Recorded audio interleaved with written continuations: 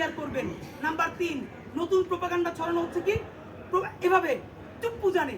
আপনাকে বলি, চুপ্পুকে কারা রেখে দিয়েছে কম বেশি আমরা জানি। চুপ্পুকে রাখার একটা রাজনীতি হলো, আমরা যত অকাজ সবাই মিলে করব, একজন তো লাগবে যার উপর চাপাই দেওয়া যায়। সেই ছেলেটা হইলো ক্লাসের, আছে না, টিচার বেশি যখন টাইম ক্লাস নিয়ে ফেলে, এরপর তারে কেউ বলে না, একটু বোকাশোকা তারে দিয়ে বলায়, যাতে ছাইড়ে দিলেও ভালো, আর যদি ধমক খায় তাইলে ও খাক। চুপ্পু হলো সেই ক্লাসের ছেলেটা। এর মানে তুমি যাইতেও পারবে না।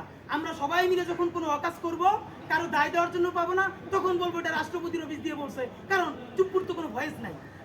চুপ্পুটাকে এই দেশে চুপ্পু বলতে ফাংশনাল কিছু নাই। চুপ্পুরে যারা রাখছে তাদেরকে আমাদেরকে বের করতে হবে। সেইটা যদি বিএনপি হয়, তাহলে বিএনপিকে জনপ্রতিরোধের শিকার হইতে হবে। সেই ইসলামী হয়, জামাতকে জনপ্রতিরোধের শিকার হইতে হবে। আমাদের ভাইদেরকে জিজ্ঞেস করি, জুলাই জনতাকে নিয়ে তোমরা একটা দল ধারণাই কেন? জবাব দাও। কেন আজকে 2-3টা দল হইতেছে? তোমরা একটা করছো, শুক্রবার আর একটা হবে, পরশু আর একটা হবে, কেন? তোমরা কেন একা একা মাস্টার মাইন্ড হইতে গেলে আমারে বলো। তোমরা কেন বললো না আন্দোলনের মাস্টার মাইন্ড 18 কোটি জনগণ? তোমরা কেন বলো না এই আন্দোলনের মাস্টার মাইন্ড সেই শহীদ আনাস, ওয়াসিম, মুগ্ধ, সকলে মাস্টার মাইন্ড। আমরা সবাই জুলাইয়ের খাদেম। নতুন শুরু করছে, কতদিন বলে এই আমার ইমাম, কতক্ষণ বলে ও আমার ইমাম। আমরা জানাই নেই এই জুলাইয়ে বাংলাদেশে কোনো ইমাম নাই। এই জুলাই হয়েছে উপরে আল্লাহর রহমতে, আর আমরা 18 কোটি জনগণ এই জুলাইয়ের খাদেম। আপনাদেরকে আমরা জানাতে চাই, সবথেকে গুরুত্বপূর্ণ কথা, বারবার এই যে উপদেষ্টাগুলো নিয়োগ দেওয়া হচ্ছে জনগণের পয়সায়, ডক্টর ইউনূস সাহেব, এই কথাটা আপনার বরাবর। আবারও বলি, আপনার বরাবর।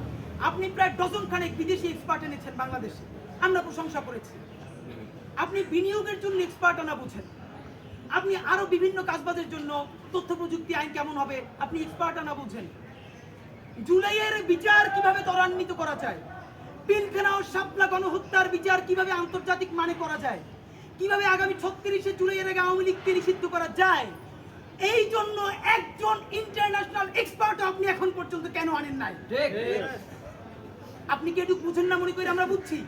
এই সরকার দুনিয়ার সব দেশ ঘুরে ঘুরে এক্সপার্ট আনা বোঝে। একটা ট্রাইব্যুনাল করা হয়েছে 1000 বলছি, সব থেকে ধ্বজভঙ্গ ট্রাইব্যুনাল, পুলিশের কান্দা দিয়ে বন্দুক করে যায়, এরপরে প্রসিকিউটর দৌড়ে গিয়ে আসামি ধরে। একটা কোর্ট আমরা বলছি মিনিমাম 5 থেকে 10টা ট্রাইব্যুনাল করেন, স্পিডি ট্রাইব্যুনাল করতে পারেন নাই। বলছি এই ট্রাইব্যুনালের মধ্যে অন্তত একাধিক বেঞ্চ করেন নাই। তাহলে এই যে দ্য হেগ থেকে অথবা আরো বিশ্বের বড় বড় প্রসিকিউটর আছে না, সেই প্রসিকিউটরদেরকে আপনি আনতেছেন না কেন? আগামী অল্প কিছুদিনের মধ্যে জুলাই গণহত্যার বিচারকে আন্তর্জাতিক মানে বিচার করবার জন্য আপনি বিদেশ থেকে প্রসিকিউটর লাগে, বিচারক লাগে, যেই টিম লাগে, সব আইনে বাংলাদেশ ভরে ফেলাবেন। এই জুলাই গণহত্যার বিচার না কইরা আপনি যত ডেভেলপমেন্ট করবেন, এই কোন ডেভেলপমেন্ট আপনারে মানুষের দেশ থেকে বাঁচাইতে পারবে না।